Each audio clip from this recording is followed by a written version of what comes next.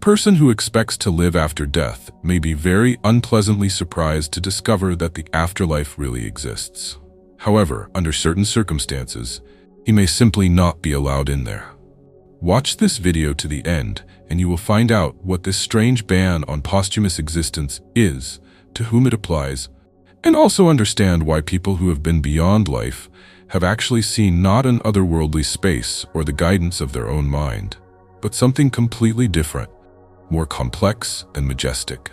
Everyone has already heard about the possibility of the existence of the afterlife, in which human souls live in one form or another.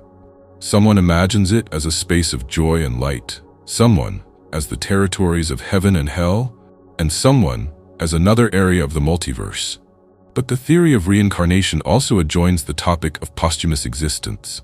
If we take it into account, then a strange and paradoxical situation arises. If, after the cessation of mortal existence, the soul continues to live in another world, then how and why does it reincarnate? If she goes through her metaphysical path through a series of births and deaths, then what is the point of her existence in the other world? Surely every thoughtful person has asked himself such a question. At first glance, it seems that this is an insoluble contradiction, but as Alexey Prima's incredible discoveries have shown, everything is falling into place. His assumptions about what happens to a person after death also explain many other mysterious paranormal phenomena. Once, in an interview, Alexey Prima was asked directly if he really believes in the existence of life after death, and he replied, "I don't believe in it, just as I don't believe in the existence of air. I definitely and unequivocally know that this is the case." Why was he so sure he was right? The fact is that in the 90s of the last century, Alexey Prima was the head of a unique organization called the Center for the Study of Abnormal Contact Situations. Together with his colleagues, he studied mysterious phenomena and phenomena that cannot be explained by classical physics. Many different experiments were conducted at this center, both using high-precision scientific instruments and using hypnotic techniques. They were interested in the question, does a person have a soul? And if there is, where does it go after the death of the physical body? The first discovery that Alexey Prima and his team made was the following. Death exists not only for the physical body, but also for a part of the so-called spiritual substance of a person. The processes accompanying death are much more complex than is commonly believed by official science, and they affect not only the material shell, but also the energy one. This fact has an impact on what happens to us after the end of our mortal existence. According to Prima, at the moment of death, his bioenergetic twin separates from a person. It is a bundle of vital, that is, vital force, and is an intermediate state between matter and energy. He is often referred to as a ghost, because although he is invisible to ordinary vision, under certain circumstances he can be seen, especially if the deceased was filled with a thirst for life.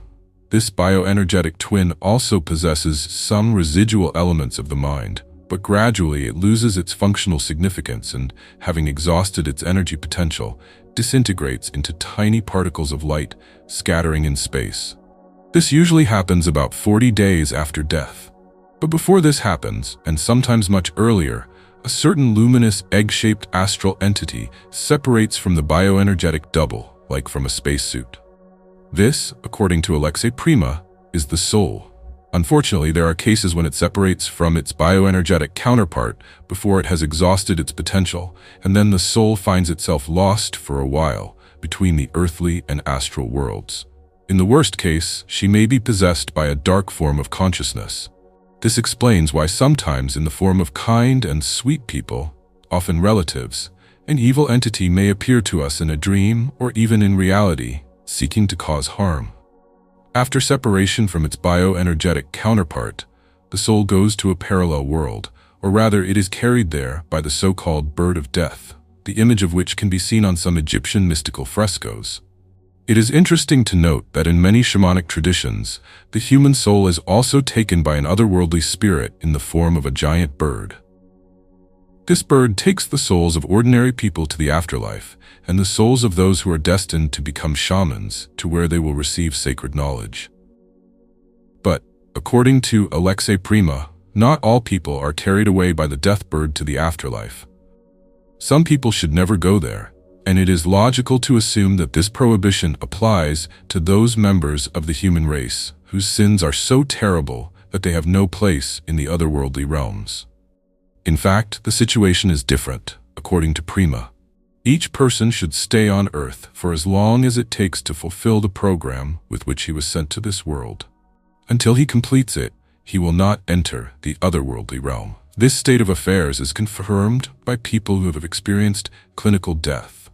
They say that they were not allowed into the afterlife in one way or another, but were brought back because the deadline for leaving the Earth had not yet arrived and their life program had not yet been completed. For example, as a result of an accident, a person does not have time to complete all their life tasks.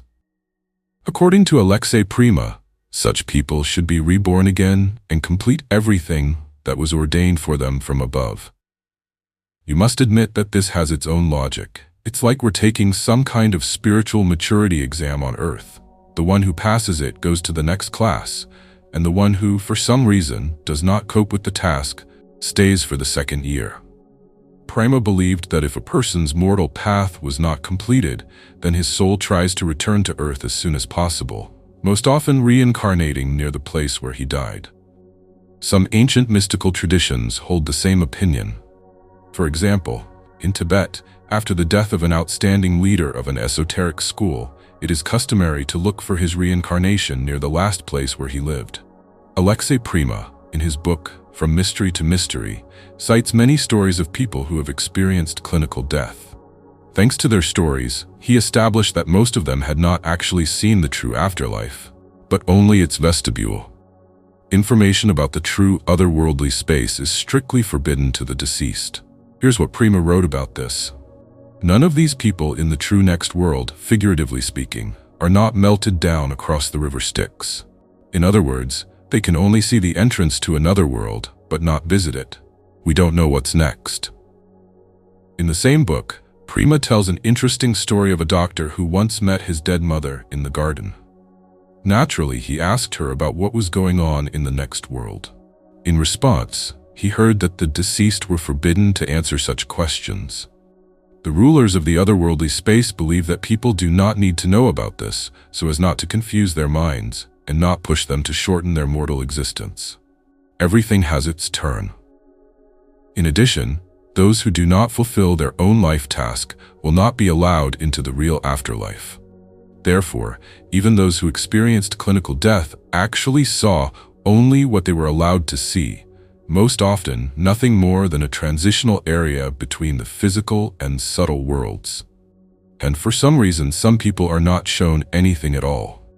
But this does not mean that there is nothing beyond the mortal realm. After all, sometimes we don't dream either, although this doesn't mean that our brain doesn't work at night. It is known that he never rests. Nature also works in the same way that a human fetus will not be born until it completes its intrauterine development program. By the way, no one tells him or shows him what awaits him in our world. But this does not mean that the world itself does not exist. The metaphysical principles of life are the same everywhere. You can believe the information provided by Alexey Prima, or you cannot believe it. It's everyone's right.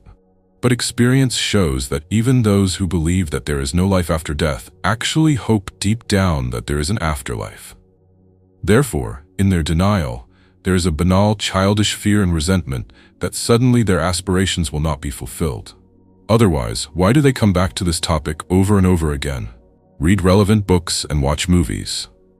We all hope that our life is not accidental, and it will have a continuation. But people like Alexey Prima and researchers like him also have the courage to explore this field without fear of ridicule from skeptics. And by this alone, they already deserve respect, regardless of whether they are right or wrong. Do you think there is life after death? Write your opinion in the comments. If you want to learn more about life after death and the afterlife, then I recommend watching my other videos. Please don't forget to like this video if you liked it. See you soon and have a nice day.